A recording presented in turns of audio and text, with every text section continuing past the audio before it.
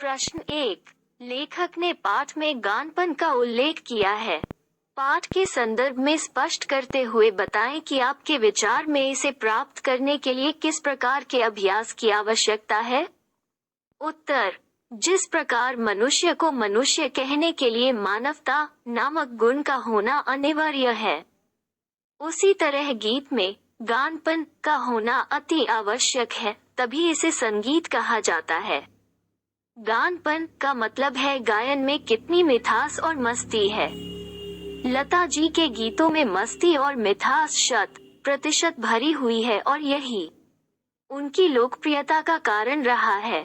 गीत में गान पर लाने के लिए तेज आवाज के साथ गीत का अभ्यास करना भी आवश्यक है।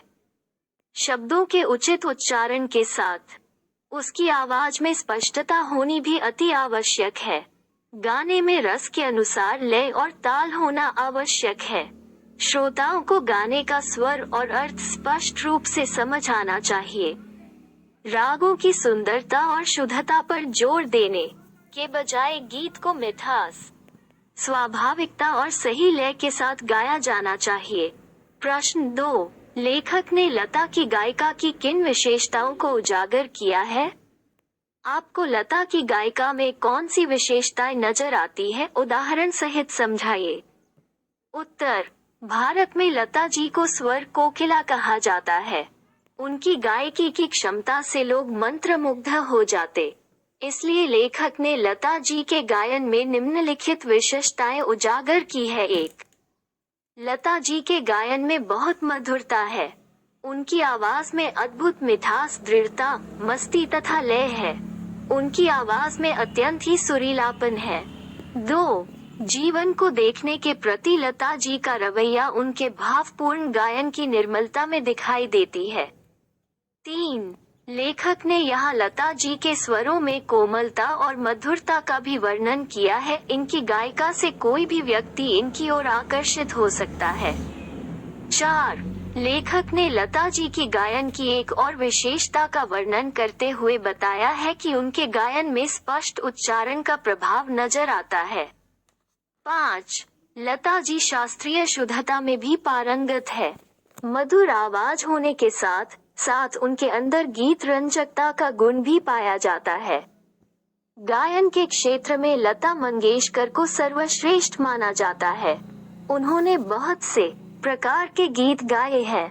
लता जी की आवाज इतनी मधुर है कि किसी को भी अपनी ओर खींचने की क्षमता रखती है। ये भारत की सर्वश्रेष्ठ गायिकाओं में से एक है। प्रश्न 3, लता ने करुण रस के गानों के साथ न्याय नहीं किया है, जबकि श्रृंगार परक गाने वे बड़ी उत्कटता से गाती है। इस कथन से आप कहां तक सहमत हैं?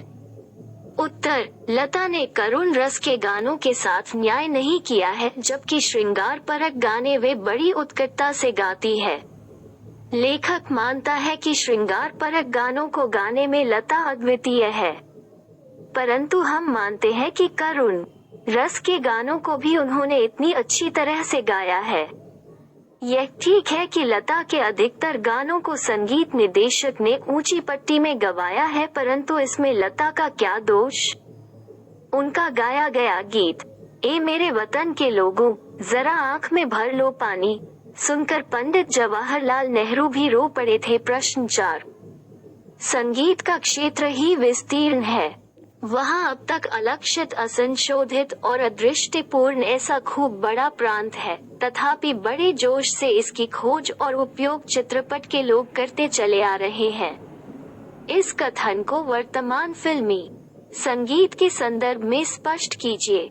उत्तर, संगीत का क्षेत्र ही विस्तीर्ण है। वहाँ अब तक अलक्षित, असंशोधित और अदृष्टिपूर्ण ऐसा खूब बड़ा प्रांत है, तथापि बड़े जोश से इसकी खोज और उपयोग चित्रपट के लोग करते चले आ रहे हैं। यह कथन वर्तमान फिल्मी संगीत के संदर्भ में एकदम उपयुक्त है। संगीत के क्षेत्र की कोई सीमा नहीं है। हर समय इसमें कुछ नया करने की संभावनाएं बनी रहती है। इसलिए हमें फिल्मी संगीत में नित नए प्रयोग से सजे गीत सुनाई देते हैं। प्रश्न 5, चित्रपट संगीत ने लोगों के कान बिगाड़ दिए। अक्सर यह आरोप लगाया जाता रहा है।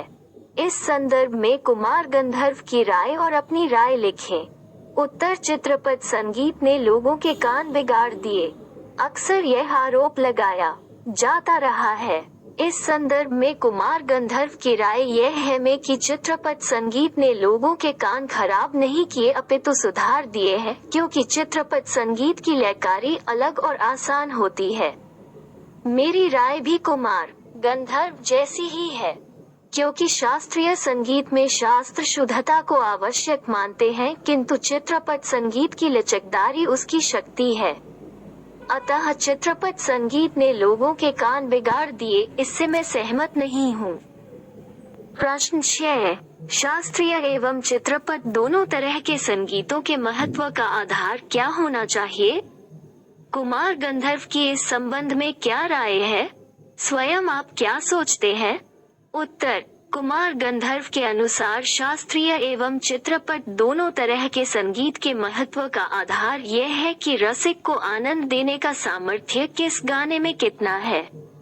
यदि शास्त्रीय संगीत भी रंजक न हो तो वह बिल्कुल ही नीरस ठहरेगा, वो अनाकर्षक तथा कुछ कमी वाला प्रतीत होगा।